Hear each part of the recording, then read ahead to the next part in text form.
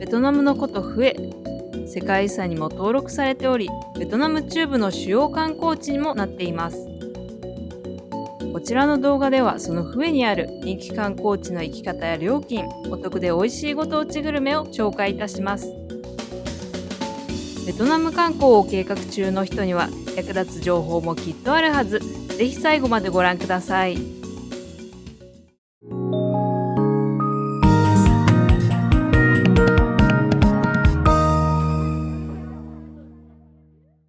コンニャケバン国立公園を堪能した私たちは、ドンホイ駅からベトナム統一鉄道を使い、世界遺産の町フエへ移動しました。フエはベトナム最後の王朝グエン朝の都だったこともあり、ベトナムで一番最初に世界遺産登録された場所となります。ダナンから鉄道で3時間、そして空港もあるためベトナム中部観光でも人気の街です。夜9時、無事にフエ駅に到着。クラブを使ってホテルへ向かいます。予約したのはこちら、サニーエイホテル。フエ駅から 1.5km ほどの場所にあります。フエ王宮や飲食店でにぎわう街の中心地が徒歩圏内と立地は抜群。部屋もそこそこ広くて1泊1800円とリーズナブル。ただ早朝鶏に起こされるのと室内にアリが数匹いたのが残念でした。ちなみに水回りはこのようになっています。なおサニーエイホテルの魅力は値段と立地だけではありません。ホテル内には日本語で手作りの地図があるのと、ホテルの女将さんが日本語堪能ですので、現地の観光情報をいろいろと教えてもらいました。日本語が通じるというのはとても心強かったです。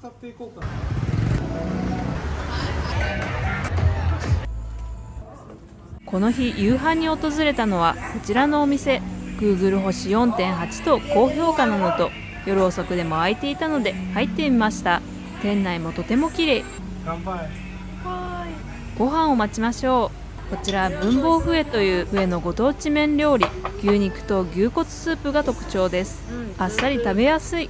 これで3万ドンでした。こちらは汁なし混ぜフォー 3.5 万ドンでした。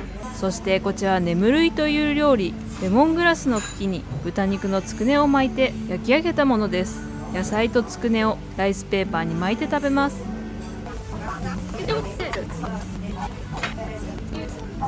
これで 5.5 万ドン。どの料理も美味しいのにとてもリーズナブル。星 4.8 も納得です。この日の朝食はホテルの女将さんに教えてもらった文房フエの人気店に行ってみました。場所はこちら。私たちが宿泊したホテルからだと約 1km ほどの場所でした。無事到着。現地の人でとてもにぎわっています。席の一角が空いてラッキー。優しい味の中に辛みが見え隠れ。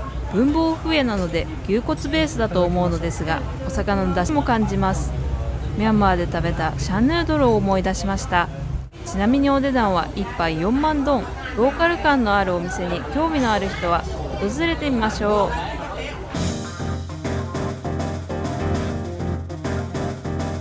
う。朝食後はグエン朝の王宮へ。場所はこちら。市内中心部からはだいたい2キロほどとなります。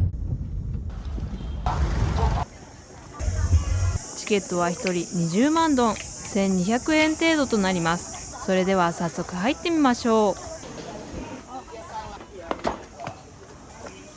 ベトナム最後の王朝グエン朝。フエはその首都だったため、このように立派な宮殿が残っています。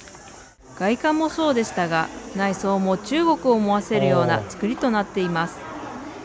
レプリカだと思いますが、金印や玉座を見学させてもらいました。王宮は広大です。他も巡ってみましょう。沖縄のような色使いや造形からの大きなお堂など、敷地が広いだけではなく見るべきものもとても多いです。一点注意すべきなのは日差しを遮るものが少ないこと。この日は37度超えの炎天下ということで、このような日陰の道は本当に貴重な存在。熱中症対策はバッチリしておいた方が良いでしょう。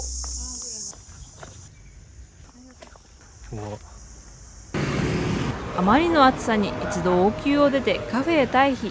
よく冷えたスムージーに救われました。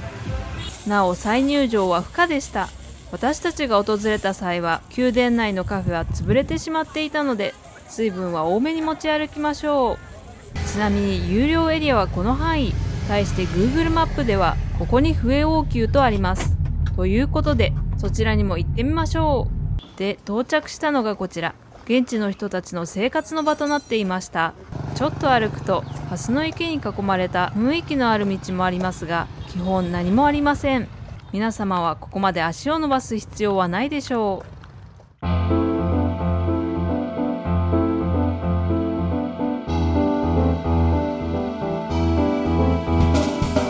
続いて訪れたのはこちらティエンムー寺。入り口から早速見えていますが、巨大な七重の塔が有名なお寺です。近づくとその大きさがよくわかります。この塔は約200年前に作られたそう。なお残念ながら内部は非公開です。色使いや造形がかっこいい。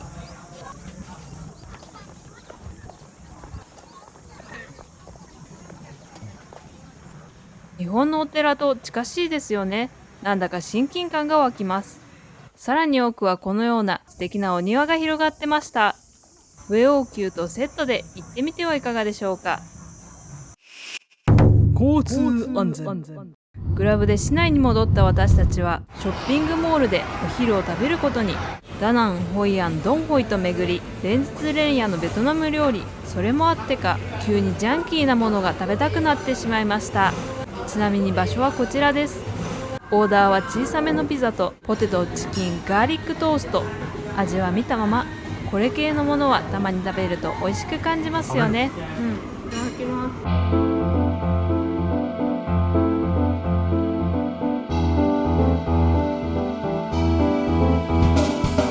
す。続いて訪れたのはトゥドゥック帝廟。チケットは1人15万ドン、日本円で約900円でした。ここはグエン朝4代皇帝トゥドゥック帝のお墓となります。ただお墓といっても彼が生きていた時から作られており、生前は別荘として使われていたそうです。そのため敷地内は広大。皇帝のための玉座や趣味の釣りをしていた大きな池などもありました。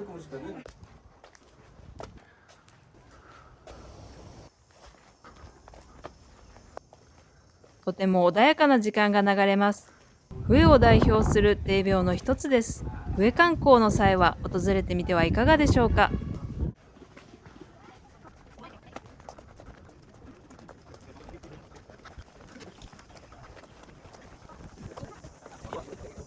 なおトゥドゥック帝廟は本当に広大で、私は帰りに迷ってしまいました。駆け足でも観光には1時間はかかる点、あらかじめ注意しておきましょう。暑い季節は夜に遊ぶよ。一度ホテルに戻って涼んだ後、ライトアップされた夜の王宮に行ってみました。フエもベトナム中部を代表する街。交通量もそれなりにありますね。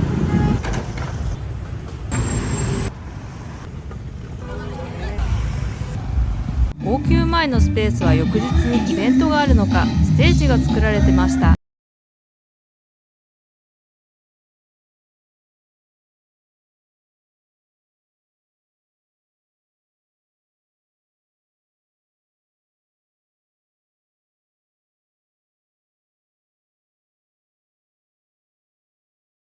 心配がなくて良いです。夜は中には入れませんが、日中に訪れたとしても夜の王宮も訪れてみることをお勧めします。夕飯に行きましょう。訪れたのはこちらのお店。 Google の評価も星 4.7 と高く、とても楽しみです。それでは入ってみましょう。店内はなかなかに綺麗。まずはビールで喉を潤します。やってきたのはこちらのプレート。上の伝統的な料理一式が楽しめるということで注文してみました。9品目楽しめて16万ドン、日本円で1000円しない程度とお得なセットメニュー。お味も美味しく、とてもおすすめです。メインで注文したのはこちらの2品。奥は文房フエ、お値段は5万ドン。手前はフエチキンライス、お値段は 13.5 万ドンでした。どちらも日本人の口に合う味付け、店員さんの雰囲気も良く、とても美味しいので、フエ観光の際には訪れてみましょ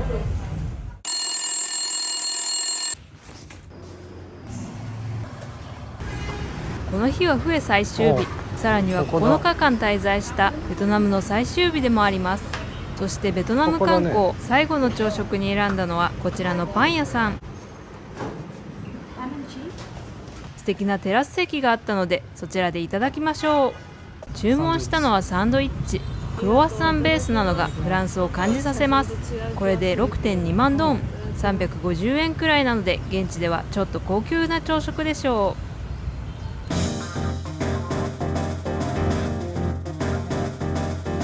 う。向かったのはカイディンテイ廟。フエの中心地からは南に約10キロの場所にあります。到着しましたカイディンテイ廟。チケットは1人15万ドン、日本円で約900円。なおクレジットカードは NG でした。こちらのカイディンテイ廟、実は20世紀前半に作られたもので、歴史は比較的浅いです。ただそのためグエン朝の様式美だけではなく、西洋とりわけフランスのバロック様式を取り入れた作りとなっており、特にこちらの天蓋とカイディンテイの彫像がある最深部は圧巻の一言。動画の色調整一切なしでこの美しさです。カイディンテイ廟は個人的にはフエ観光のピークでした。皆さんもぜひ訪れてみてください。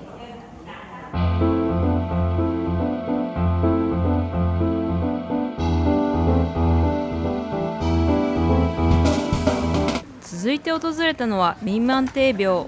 こちらもチケットは1人15万ドン、約900円でした。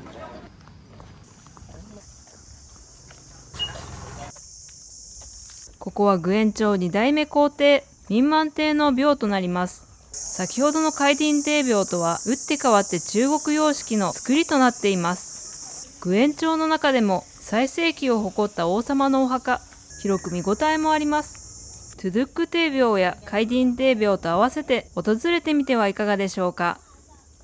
待ってもらっていたクラブの運転手さんと合流。25万ドン、約1500円でフエ市内まで戻ってもらいました。その後は商業施設に行ってお土産を物色。帰国に向け1時間2000円ほどでマッサージを受けたりして過ごしました。さてついに帰国です。宿泊していたサニーエホテルさんに空港送迎をお願いし、30分ほどでフエにあるフバイ国際空港へ。約1時間のフライトでハノイのノイバイ国際空港に到着。国際線に乗り継ぎ、帰国の便に搭乗。ちなみに乗ったのはバンブーエアウェイズさん。 LCC ではないので機内食が出ます。また電源や USB が充実していたのも印象的でした。そして成田空港へ到着。こうしてダナンから始まった旅行は無事終了したのでした。